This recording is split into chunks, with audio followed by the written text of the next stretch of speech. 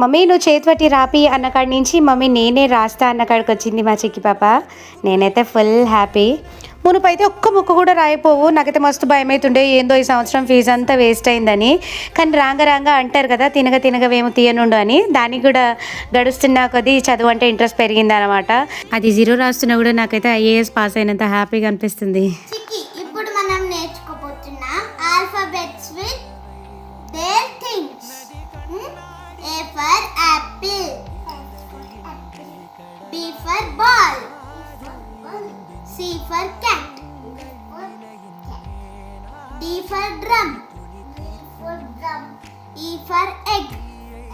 ఇంకా చెల్లెమ్మ కోసం చూడండి, అన్నయ్య ఎంత కష్టపడి ఆల్ఫాబెట్స్ రాసిండో చెల్లెమ్మ నేర్చుకోవాలని. ఫస్ట్ చూడంగానే దా లెక్క అనిపించింది, కానీ చూడంగా అర్థమైంది ఏంటంటే అది యాపిల్. పర్షన్ కాకుండ్రి, ఏమైనా క్యూట్ ఉంది కదా. లైక్ చేయండి, కామెంట్ చేయండి. ఇలాంటి మరెన్నో వీడియోస్ కోసం సబ్స్క్రైబ్ చేసుకోండి.